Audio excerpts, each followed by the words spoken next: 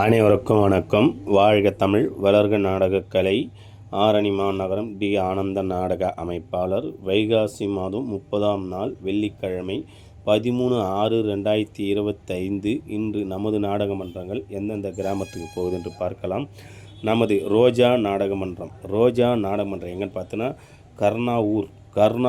இது ரூட் எப்படின்னு பார்த்தீங்கன்னா திண்டிவனம். இன்று இரவும் நாளை இரவும் ஒரே ஊரில் ரோஜா நாடகமன்றத்தினால் நாடகம் நடைபெறும்.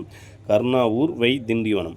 நமது மனோ நாடகமன்றம் எங்கன்னு பார்த்தீங்கன்னா செப்டாங்குளம் மாதா கோவில்.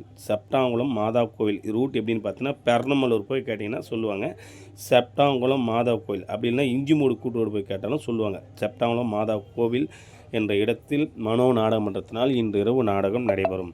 நமது தாமரை நாடகமன்றம் எங்கன்னு பார்த்தீங்கன்னா மேல்காரணை. இது ரூட் எப்படின்னு பார்த்தீங்கன்னா செஞ்சிலேருந்து விழுப்புரம் ரூட்டில் போனீங்கன்னா நேம்பூர் கூட்டு ரோட்லேருந்து திரும்பினீங்கன்னா மேல்காரணை என்ற கிராமத்தில் தாமரை நாடகமன்றத்தினால் இன்று இரவு நாடகம் நடைபெறும். நமது காயத்ரி நாடகமன்றம் எங்கன்னு பார்த்தீங்கன்னா சோத்துப்பாக்கம் மாரியம்மன் கோவில். இது ரூட் எப்படின்னு பார்த்தீங்கன்னா வந்தவாசிலேருந்து மருவத்தூர் ரூட்டில் போனீங்கன்னா சோத்துப்பாக்கம் மாரியம்மன் கோவிலில் இன்று இரவு காயத்ரி நாடகமன்றத்தினால் நாடகம் நடைபெறும். நமது இளஞ்சிட்டு நாடகமன்றம் எங்கன்னு பார்த்தீங்கன்னா வெள்ளேரி.